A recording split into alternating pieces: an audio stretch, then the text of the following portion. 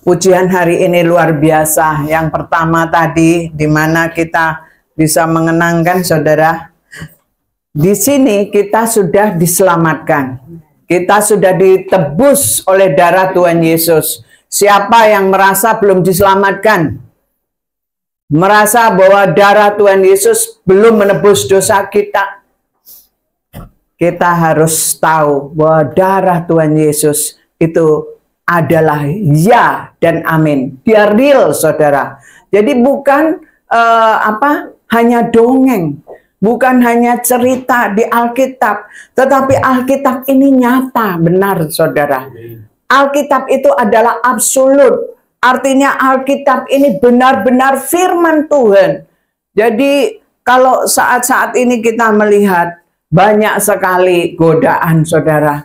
Seperti di dalam YouTube, saudara akan lihat banyak sekali pengkhotbah-pengkhotbah, banyak sekali berita-berita, ya. Tetapi ingat, ada firman Tuhan sebagai panduan kita.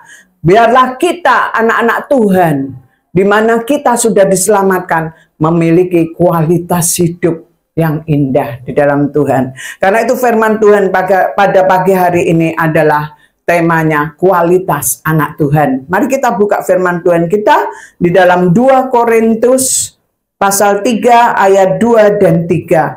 Ini adalah surat yang dimana Paulus menulisnya, dimana dia pada waktu itu di penjara. Dia bisa mengajar atau melalui dengan surat-suratnya. Karena itu inilah firman Tuhan, kita baca ayat 2 dan 3. Firman Tuhan ini kita baca sama-sama ya. 1, 2, 3. Kamu adalah surat pujian bagi kami yang tertulis dalam hati kami dan yang dikenal dan yang dapat dibaca oleh semua orang. Karena telah ternyata bahwa kamu adalah surat Kristus yang ditulis oleh pelayanan kami. Ditulis bukan dengan tinta, tetapi dengan roh dari Allah yang hidup, bukan pada lolo batu, melainkan pula loh di dalam yaitu di dalam hati manusia. Jadi saudara mengertikah? Karena di sini firman Tuhan dikatakan, kamu adalah surat pujian kami. Artinya jemaat yang ada di Korintus, itu sering sekali ada bisikan-bisikan untuk pecah atau bertengkar dan sebagainya seperti itu. Jadi kurang harmonis. Nah ini karena itu Paulus ini menasihatkan kepada mereka bahwa mereka seperti itu, mereka tetap baik. Mereka mengasihi Tuhan. Nah, karena itu di sini katakan, kamu adalah surat pujian kami yang tertulis dalam hati kami. Nah, artinya apa? Kalau surat, saudara pernah enggak nulis surat? Kalau surat itu ditulis terus dikirimkan, tertulis, bisa dibaca. Tapi kalau enggak bisa baca ya sudah, berarti buta huruf. Betul enggak? Nah, sudah itu dikirim. Artinya apa? Kita adalah surat yang tertulis. Itu sebagai pujian bagi Paulus. Kenapa? Karena mereka memiliki iman yang kuat. Nah, di sini saudara juga harus memiliki iman yang kuat, tidak tergoyahkan seperti itu. Lalu dikatakan apa? Dan yang dikenal dan yang dapat dibaca oleh semua orang. Artinya surat tertulis itu transparan, boleh dibaca siapapun. Nah, ini yang dikatakan firman Tuhan, bahwa kita dipanggil hidup untuk memuliakan Tuhan di dalam kehidupan kita. Ketika kita pelayanan, bekerja untuk Tuhan, ya apapun yang saudara kerjakan itu harus kita ingat bahwa kita melayani Tuhan, ya. Nah, di sini dikatakan apa? Itu bisa dibaca oleh orang lain. Bisa itu ada di dalam hati kita. Makanya di dalam firman Tuhan ini dikatakan apa yang ayat 3 itu? Karena telah ternyata bahwa kamu adalah surat Kristus. Artinya Pak, Roh Kudus, Yesus sendiri yang ada di dalam hidup kita. Merasa enggak saudara kalau Tuhan Yesus ada di dalam hidup saudara? Roh Kudus merasa enggak kalau saudara ada di dalamnya hidup saudara itu Roh Kudus? Karena ada orang-orang yang merasa dirinya nggak ada Roh Kudus. Karena itu apa? Dia hidupnya suka-suka sendiri. Makanya ada apa? Mengatakan terserah akulah mau ngapain, terserah aku. Padahal hidup kita tidak boleh berkata terserah aku. Tetapi apa? Kehendak Tuhan. Benar nggak? Nah ini yang akan dikatakan ayat 3. Karena telah ternyata bahwa kamu adalah surat Kristus. Artinya Kristus yang ada di dalam hidup kita yang sudah menyelamatkan dosa kita, menyelamatkan kita dari lumpur dosa, mengangkat kita. Karena ada contoh, kalau kita ada seorang masuk ke lumpur, dia nggak bisa nolong dirinya sendiri. Karena apa? Kena lumpur hidup. Tetapi ada seseorang menolong dia, dia dengar dari hutan itu, langsung dia lemparkan tambang, ya kan? Langsung dia pegangan, dan akhirnya dia tolong. Karena dia apa? Teriak, tolong, tolong. Nah, kayak tadi pujian dikatakan apa? Siapa penolong kita? Tuhan Yesus. Dalamnya laut bisa diduga, dalamnya hati siapa tahu. Ya. Kemarin saya lihat ya, saya kan senang nonton itu Discovery ya, yang dimana orang yang menyelam cari tambang emas. Nah waktu dia menyelam saudara, itu tantangannya berat. Ada ikan paus, ada apa demi untuk mendapatkan emas gitu. Tapi ada juga dia menyelam hanya untuk melihat ikan seperti itu. Nah pada waktu saya ke Kendari juga gitu, indah sekali ciptaan Tuhan di dalam laut itu. Nah di sini dikatakan bahwa ternyata bahwa kamu adalah suratan Kristus. Artinya kita adalah diciptakan sebagai manusia yang indah, melebihi dari ciptaan-ciptaan yang lain. Benar nggak? Saudara merasa nggak? Atau ada di sini yang merasa saya sama dengan yang lain ciptaannya? Ya kan? Terus sama dengan apa? Seperti Darwin berkata apa? Bahwa kita asal-usul dari monyet. Ya kan? Mau nggak saudara dikatakan, hai monyet? Marah ya. Nah ini, tapi itulah ilmu pengetahuan. Jadi ilmu pengetahuan kadang-kadang di pikiran kita itu melebihi apa? Dianggapnya melebihi Tuhan. Dan akhirnya diambillah itu. Nah itu sesat. Betul enggak? Nah ini firman Tuhan mengatakan, karena telah ternyata bahwa kamu adalah surat Kristus yang ditulis oleh pelayanan kami. Artinya ketika Paulus melayani mereka, artinya orang-orang yang dilayani Paulus atau semua orang di situ, baik yang di penjara maupun di jemaat Korintus itu adalah surat Kristus. Wah luar biasa ya. Kita suratan Kristus, artinya Kristus yang ada di dalam kita. Yang ditulis pelayanan kami ditulis bukan dengan apa?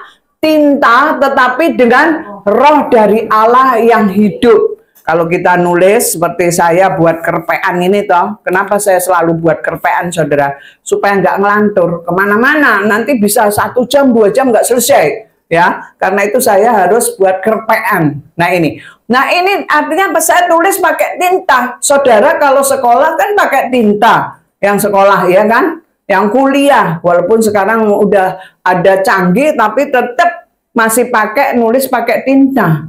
Kayak dulu waktu saya pacaran dengan suami saya itu, ya kan, itu juga nulisnya pakai tinta saudara. Dikirim.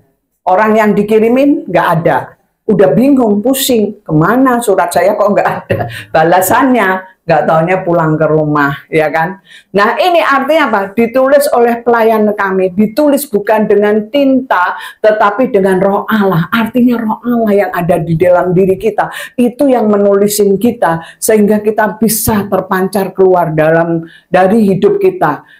Yaitu apa? Dari Allah yang hidup bukan pada loloh batu. Tahu nggak artinya saudara? Bukan pada loloh batu. Artinya saudara pernah ke Candi Borobudur atau ke Prambanan atau kalau kita rekreasi di situ ada batu. Saya pernah lihat ya, batu yang ditulisin. Jadi bukan itu. Tetapi coba perhatikan di sini. Tetapi dengan roh dari Allah yang hidup, bukan dari loloh batu, melainkan pada loloh daging, yaitu di dalam hati manusia. Jadi Tuhan itu menulis kita di dalam hati kita. Makanya dikatakan firman Tuhan, berbahagialah orang yang namanya tercatat di surga. Saudara berbuat baik seperti apapun, saudara berusaha seperti apapun, kalau nama saudara tidak tercatat di dalam surga, umpamanya saudara puasa rajin pun, kalau saudara tidak percaya Yesus, maka saudara namanya tidak tercatat di dalam surga. Itu sangat menyedihkan, ya kan? Inilah yang artinya. Lalu apa yang dikatakan kalau kualitas anak Tuhan?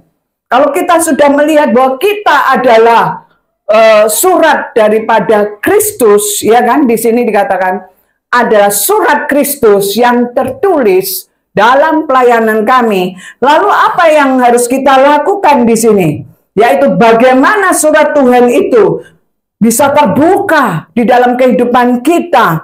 Yang pertama, mari kita buka di dalam Amsal 4. Amsal 4 ayat 23.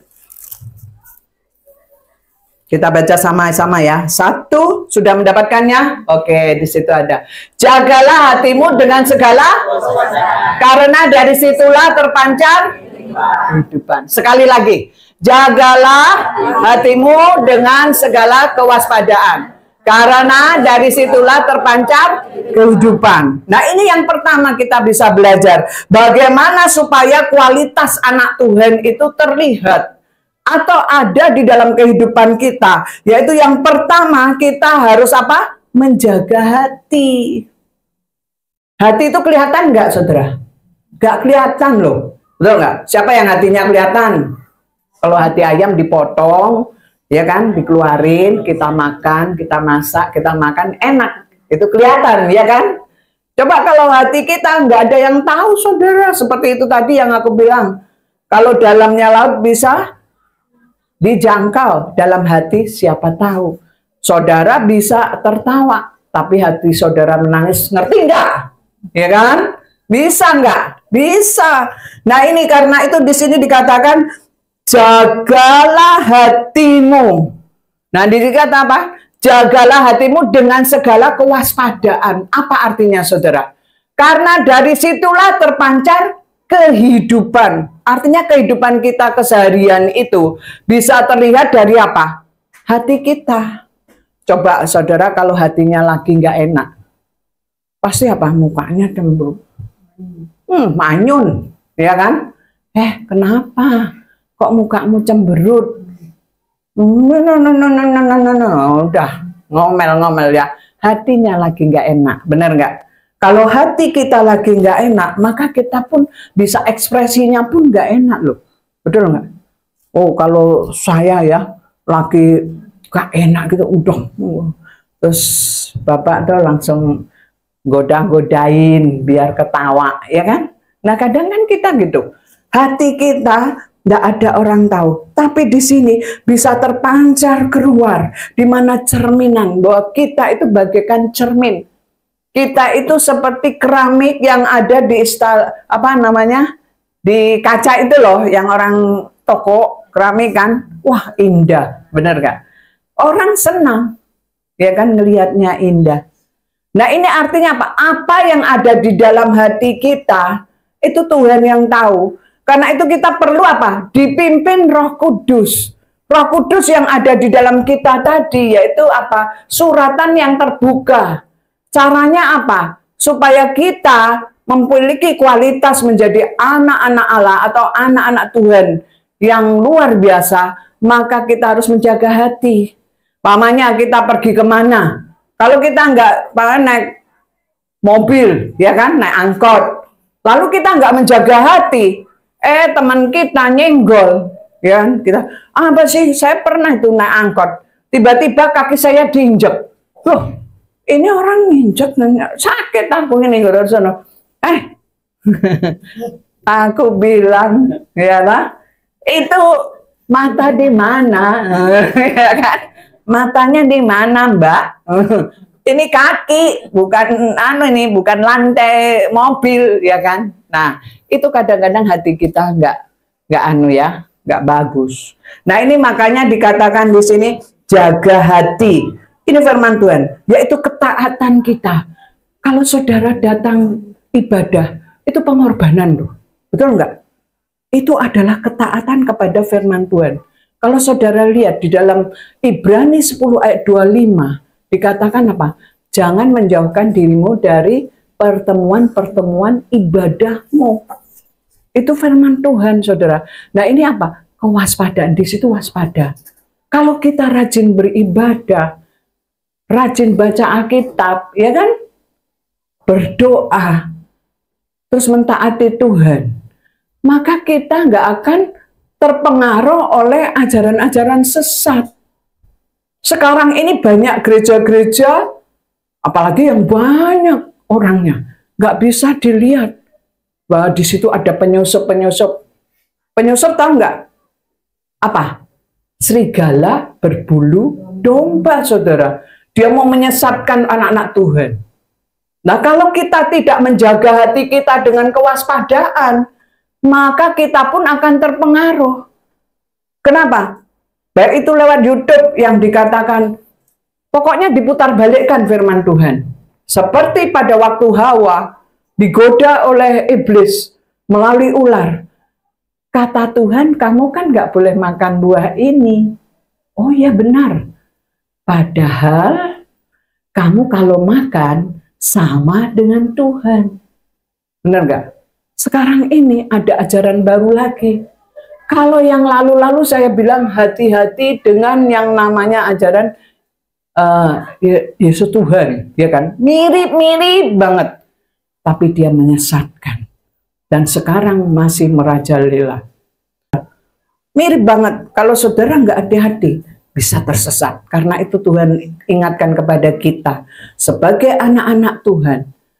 Di sini jagalah hatimu dengan segala kewaspadaan, karena dari situlah terpancar kehidupan. Sekarang yang lebih baru lagi, seringkali saya ingatkan apa? Hati-hati dengan ajaran sesat. Kenapa? Karena akan nanti saudara lebih banyak lagi. Karena apa? Itulah penyaringan kita, di mana kita diuji, di mana di akhir zaman ini banyak ujian-ujian, kita dimurnikan seperti emas. Apa itu? Ajaran apa? Tentang progresif. Nah ini, dikatakan Alkitab ini nggak benar. Ini kan Alkitab tulisan biasa, kayak buku biasa. Nah itu, hati-hati. Karena itu kita bersyukur, saudara bersyukur. Tadi lagunya apa? Ku bersyukur Tuhan. Kenapa? Saudara ada di gereja yang benar. Tapi saudara jangan diem-diem aja. Ada PR. PR-nya apa? Nanti yang kedua, ya. Nah ini contohnya apa? Abraham, ketaatan. Saudara kira gampang waktu menyerahkan Ishak itu, waktu dikorbankan? Oh, perasaan saudara, benar nggak? Dia gimana caranya supaya istrinya Sarah nggak tahu atau gimana? Karena apa? Ishak ini mau dikorbankan loh, ya kan? Anak satu-satunya. Coba saudara punya anak 2 aja udah saudara nggak mau, betul nggak?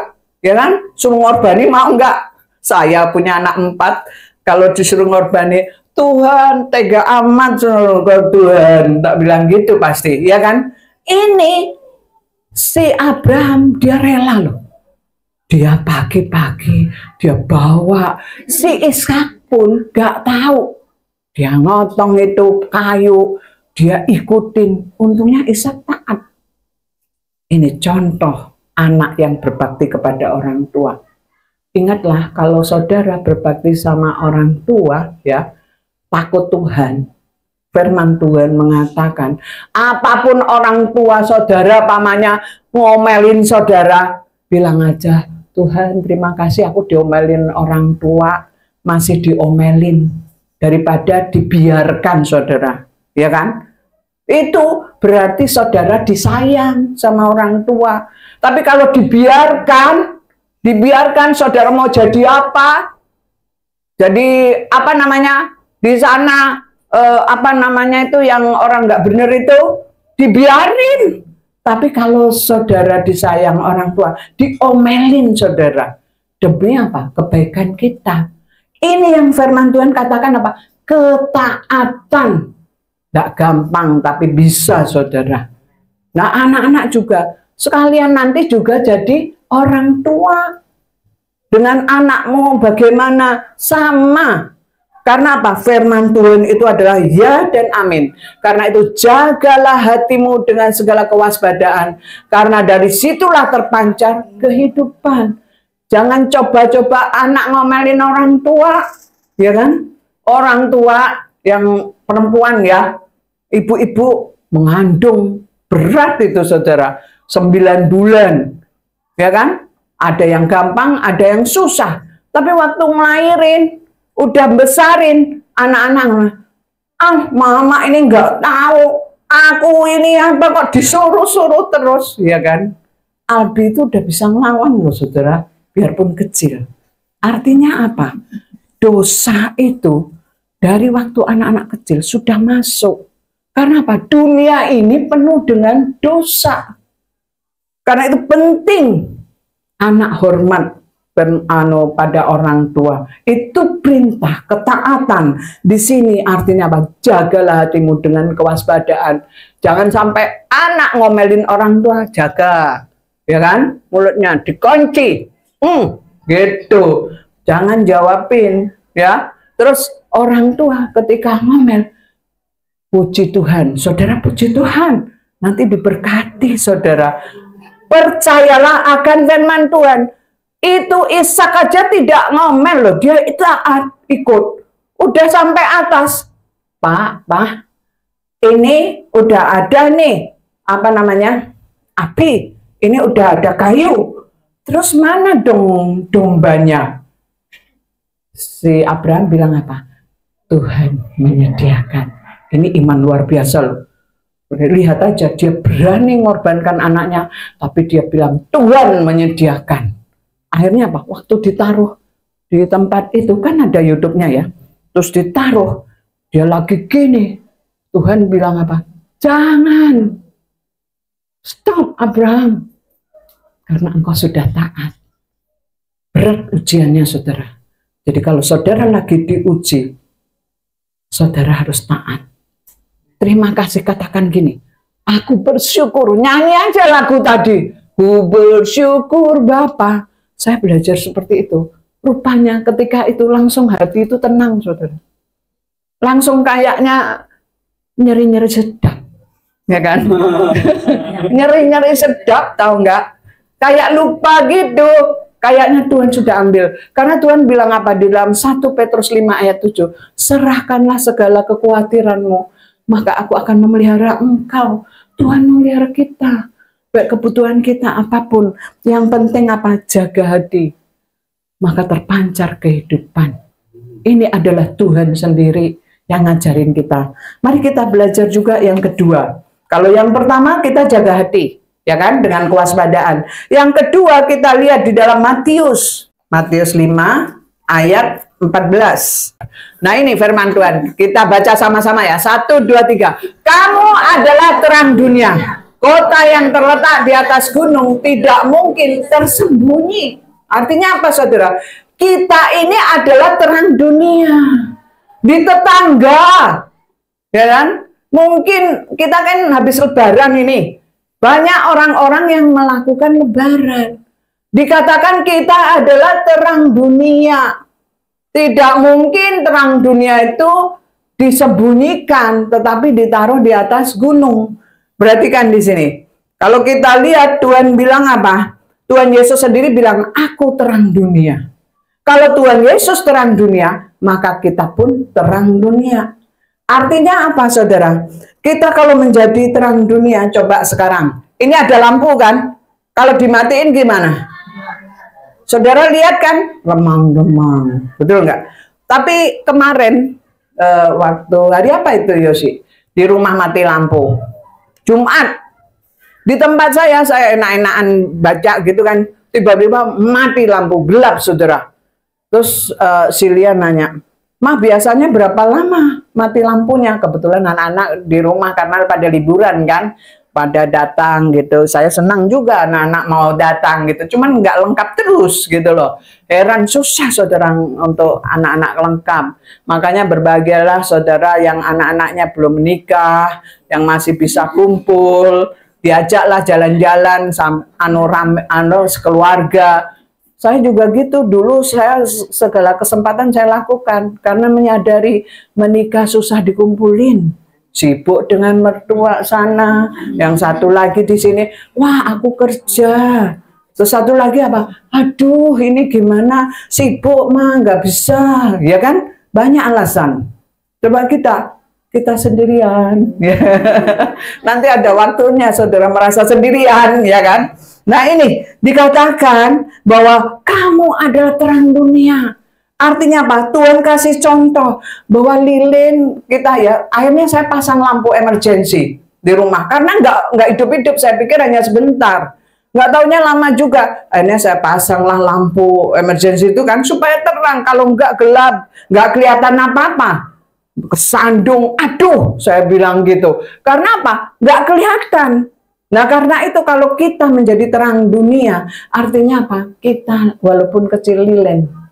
Ada contoh kan waktu itu lilin 5, satunya mati, satunya ngidupin kan gitu supaya kerja sama, artinya kita terang. Mungkin saudara di rumah sendirian yang percaya Yesus. Di sini terang dunia. Jangan takut kalau saudara sendirian. Di situ nggak ada yang percaya Yesus. Ingat saudara lilin, terang dunia. Ingatlah ketika saudara di situ di dalamnya kan ada Roh Kudus. Tuhan Yesus katakan, "Aku terang dunia." Nah, terang dunia itu ada di dalam diri kita. Ketika kita ngobrol dengan orang yang di dalam gelap, maka orang itu merasakan terang dari kita. Benar nggak? Siapa yang melakukan ini? Kita semua, ya kan? Waktu dihina tetangga, terima kasih, ya kan? Nah, ini yang dikatakan terang dunia. Bahwa kita tidak bisa disembunyikan. Semakin kalau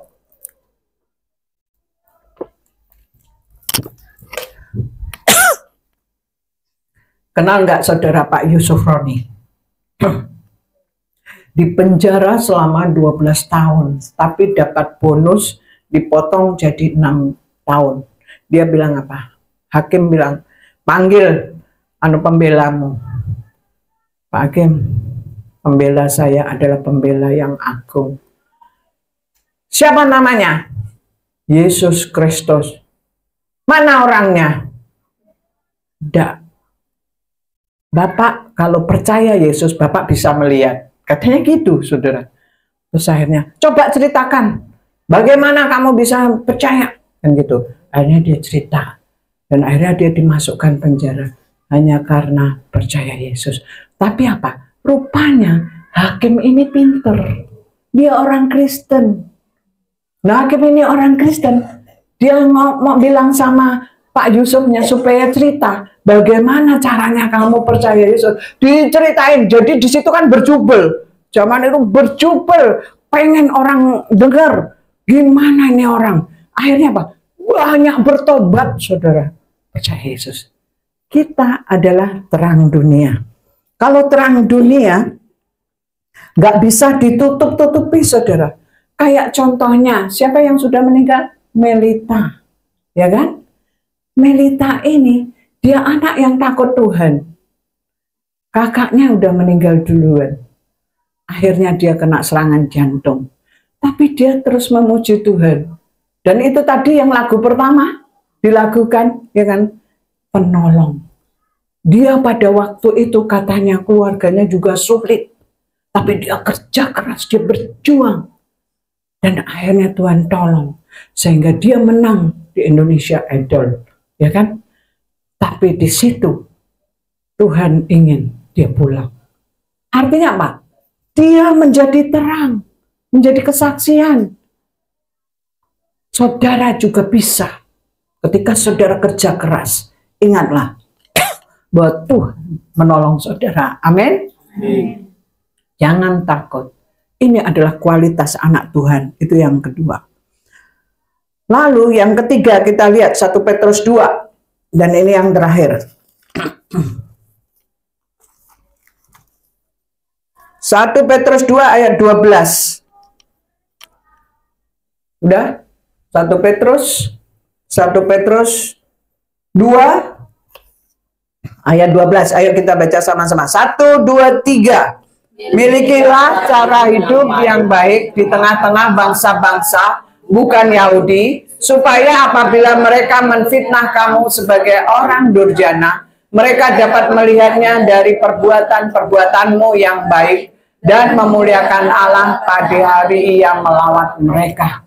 Pada zaman akhir ini, banyak sekali orang-orang yang tidak suka kepada kita dengan cara-cara mereka.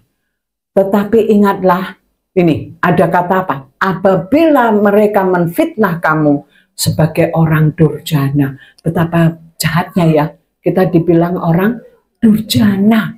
Mereka dapat melihat, tapi apa? Orang itu tidak melihat kesalahan kita. Karena apa? Kita berbuat baik. Kalau kita berbuat baik kepada siapa saja yang kita temui, baik orang yang tidak baik sama kita, maka Tuhan yang memuliakan kita. Tuhanlah yang membela kita. Karena apa? Tuhan yang menyertai kita. Tuhan tidak pernah meninggalkan kita. Karena apa? Kita berbuat baik. Lalu apa? Perbuatan baik bisa membuat orang masuk surga? Tidak bisa. Perbuatan baik tidak bisa membuat kita masuk surga. Tetapi yang membuat kita bisa masuk surga adalah apa? Keselamatan hanya di dalam Tuhan Yesus Kristus. Akulah jalan kebenaran dan hidup. Tidak ada seorang pun sampai kepada Bapa kalau tidak melalui aku. Memang Tuhan Yesus baik, mengasihi seluruh dunia.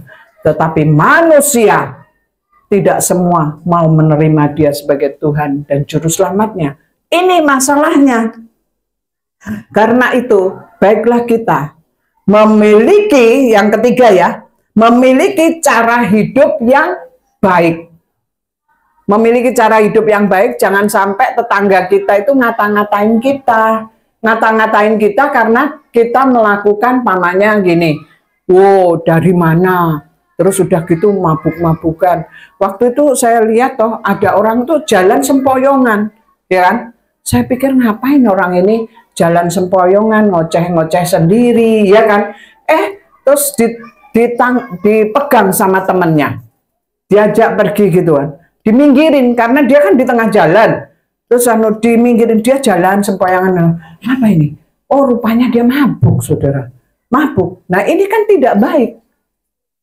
Nah, kalau kita di sini dikatakan memiliki cara hidup yang baik, menjadi keluarga yang baik, ya kan? Bertangga yang baik, ya kan? Nah, ini saudara mau nggak jadi tetangga yang baik? Lihat aja tuh. Ada kan Lebaran ini yang dapat kiriman? Ada nggak yang kiriman tupat, ya kan? Saya nggak dapat apa-apa, saudara. Kasihan deh lo. Ya, coba tetangga waktu saya di Semean 6 di Cawang ini, tetangga saya baik. Dia ngasih saya tupat sama rendang. Tapi di tempat saya sekarang sepi, sunyi senyap. Lebaran sunyi senyap. Rumah-rumah tutup. Gimana saya mau ngucapin selamat Lebaran? Nggak ada orang yang keluar rumah, saudara. Pada pergi semua. Sepi, tinggal security. Ya, coba, security, akhirnya apa? Saya bilang, Pak security, selamat Lebaran, kan gitu. Oh iya Bu, iya Bu. Orangnya udah kenal semua, ya kan?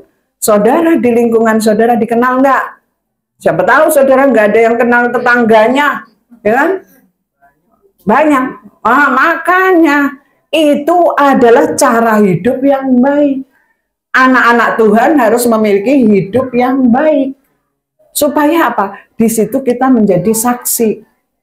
Nggak usah ngomong, kamu percaya Yesus loh. Dia udah tahu kita orang Kristen. Betul nggak? dia lihat kehidupan kita, suka menolong, suka bagi-bagi, ya kan? Terus sudah gitu, mereka juga, saya dulu kan pernah gitu ke tetangga, makanya dia akhirnya kenal sama saya. Waktu saya di situ, saya dapat baju bagus baru, ya kan? Tapi untuk umur 2-3 tahun, sedangkan anak saya udah kuliah semua. Lah ini belum ada cucu lagi waktu itu kan. Ini mau ku kasih siapa ya, bingung. Ku kasih tetangga, iya kalau tetangganya mau, ya kan, mau dijual ke siapa, kan dikasih orang, nggak enak dijual. Akhirnya saudara, saya coba iseng-iseng waktu beli ke warung gitu kan, tanya, saya lihat ada anak kecil, bu mau nggak baju gitu, tapi baru untuk umur 2 tahun. Oh mau bu, mau, semangat dia mau, padahal dia orang punya gitu kan, nggak semua orang mau loh dikasih baju, ya nggak. Ada juga yang kayak ngapain lo sok kamu nganggap aku orang nggak punya ya, mau ngasih baju, bisa aja kan aku digituin. Tapi akhirnya apa? Oh ya, ku ambilin ya, langsung saya pulang, ku ambilkan ini sampai sekarang saudara, orang itu ingat setiap ketemu saya, dek lihat nih, ibu ini loh yang ngasih kamu baju waktu gituin. Nah ini artinya apa? Kalau kita hidup bertetangga dengan baik, di pekerjaan baik, di usaha kita baik, di dagangan kita baik, dimanapun kita baik, cara hidup yang baik, orang senang sama kita. Bukan hanya kalau orang senang, apalagi siapa saudara? Tuhan kita. Tuhan akan memuliakan kita. Orang-orang muji kita. Sedang nggak dipuji? Siapa yang nggak suka dipuji? Ayo, jangan bohong. Ya kan? Semua pasti suka dipuji. Nah, Tuhan akan membuat kita dipuji orang. Kenapa? Karena ada Tuhan Yesus dalam hidup kita, terpancar keluar, yaitu memiliki cara hidup yang baik. Sehingga kalau ada orang yang memfitnah kita, menjelek-jelekan kita, mereka tidak bisa berbuat apa-apa. Karena apa? Kita baik sama orang itu. Betul? Mari kita berdoa.